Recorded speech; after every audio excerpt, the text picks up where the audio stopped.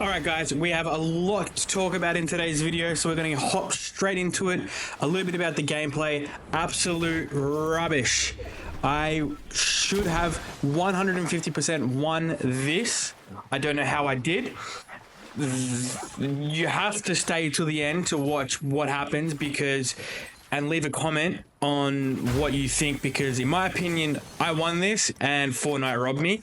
But also leave a comment about what you want me to talk about. If there's any specific topics, do that. Anyway, let's get into it. What I want to talk about today, obviously we can tell by the title of the video, is WrestleMania 41 and Raw the night after, because there's a few things that have happened. We're going to kind of go through it step by step, and we're going to start with night one, which was Jey Uso finally becoming the World Heavyweight Championship.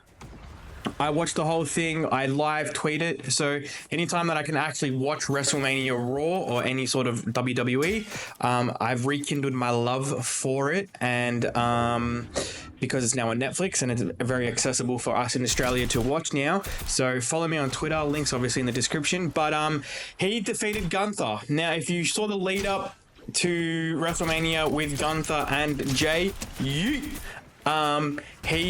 absolutely annihilated Jey throughout the whole lead up to WrestleMania. Absolutely bloodbathed his brother right in front of him, tied him up, absolutely destroyed him. Jey went from this, yeet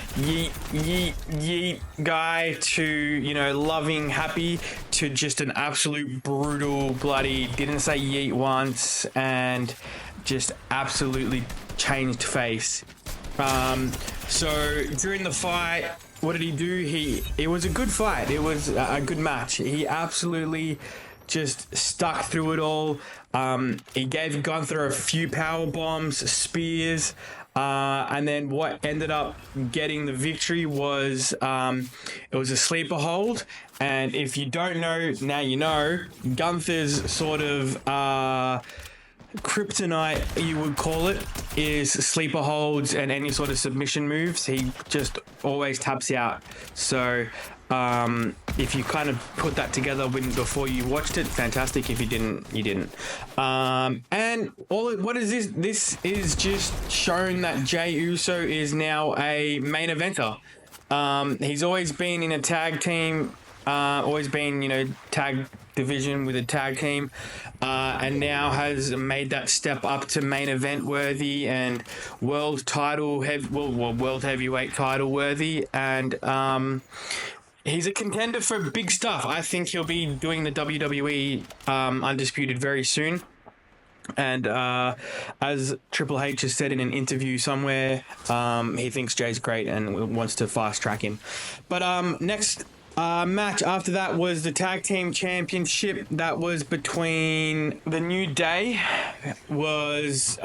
defeated the War Raiders to become the new world tag team champions, and that's just another title to add to their already impressive collection. And in the women's, Tiffany Stratton successfully defended her WWE Women's Championship against Charlotte Flair. The win just makes Tiffany not a young female who's just all about being pretty. Now she's defeated Charlotte Flair, who has a massive history, obviously Ric Flair's daughter, and has a massive history of being a really good women's fighter or wrestler. And Tiffany has now definitely proven her status to be a great wrestler and one of the best, and I think she will definitely hold the women's championship a long time. I don't see anyone taking it off her too soon, but you never know. The night one main event was Seth Rollins, Roman Reigns, CM Punk, and our good mate Paul Heyman. So if you didn't watch it, it was a triple threat match.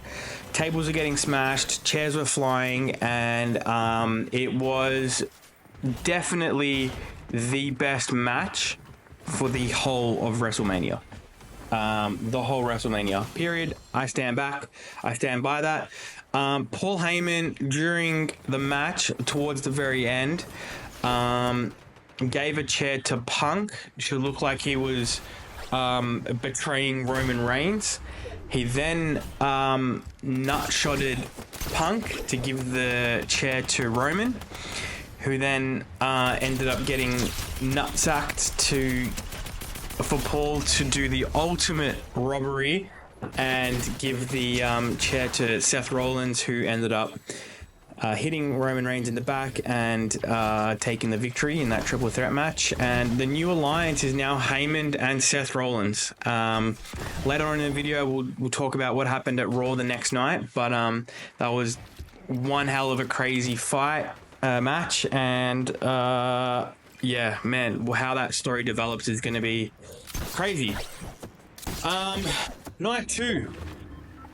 Definitely the main event for the whole thing was John Cena versus Cody Rhodes. Now, night 2 had better fights, but night 1 had the main event, which was amazing and absolutely made WrestleMania 41 what it was, and the Jey Uso fight.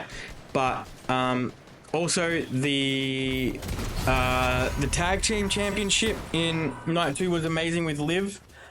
And but let's get into the main event, which was John Cena and Cody Rhodes. John Cena became a 17-time undisputed WWE champion, officially breaking Ric Flair's legendary record. Cena, leading up to it, was full heel turn. He was bitter, cold. Him and The Rock ended up betraying and just really chopping Cody Rhodes up. And man, the fucking fucks at Travis Scott, man, I fucking hate this guy. I really wish he would just get the fuck out of WWE, period, because I'm overseeing his ugly face. I'm overseeing him. He doesn't belong in the WWE. Anyway, he definitely did nothing for the storyline, but it was good to see that it was a good match between Cena and Rhodes, and I think the storyline that's going to develop from that is interesting, and it's going to solely depend on The Rock, really, because he sort of set the whole thing up. But John Cena won, and that's amazing. Night 2, other fights that happened in Night 2. Jade Cargill continued her dominant run with another impressive victory. Jacob Fatu beat LA Knight. Horrible. Jacob Fatu definitely doesn't deserve to win that match. LA Knight basically didn't even rock up. And El Grande Americano made his debut and had a win over Rey Fenix. It looks like the WWE is trying to push El Grande Americano, but Rey Mysterio is trying to push Rey Fenix. So we'll see how that storyline plays out over. But anyway, that's let's just get into the more juicy stuff now, which was Raw. So Cena opened up Raw on Monday night, straight after WrestleMania. And as per usual, it was a heel promo, him just telling the crowd how ungrateful they are. Said he was taking the title home to bury it with him, declared his limited appearance would be must-see moments for anyone who wants to watch him destroy their heroes. He's only got something like 26 appearances left before he retires, so we'll see how that goes there. But the biggest pop of the night came when Randy Orton made his surprise return and dropped Cena with a perfect RKO out of nowhere. Orton stood tall with the WWE Championship in his hands, making it clear he's back to hunt down the belt and take Cena out in the process. Now, if you guys want more WWE stuff, let me know. Paul Heyman officially confirmed his alliance with Seth Rollins on Raw after betraying both Roman Reigns and CM Punk at WrestleMania. Heyman is now backing Rollins as WWE's next big villain. With Heyman's strategic mind behind him, Rollins looks more dangerous than ever. The women's division saw Liv Morgan and Raquel Rodriguez defeat Becky Lynch and Lyra Valkyria to win the women's tag team titles. And Io Sky retained her women's championship, but the match ended in a disqualification. Rusev returned. Dominic Mysterio is held onto the Intercontinental Championship against Penta. Penta's have a love-hate relationship with that guy. WrestleMania 41 and Raw. Both nights were extraordinary. I think there's a lot of storylines that are going to play out now, and I think they somehow link together. Seth has also basically teamed up with Sugar. What's his name? Seth ended up teaming up with Bron Breakker, who absolutely destroyed Roman Reigns. So I expect some sort of tag team match there in the future. But also keep in mind that The Rock and Cody and Randy Orton are all linking up. Travis Scott might get a match here and there. And then you've got the other side where like Cody Rhodes kind of doesn't really fit any of this story at the moment. It's going to be Randy Orton and John Cena. Maybe The Rock intervenes, or maybe Cody Rhodes turns heel to go against The Rock and take on John Cena. So I'm thinking of John Cena, Rock versus Randy Orton and Cody Rhodes.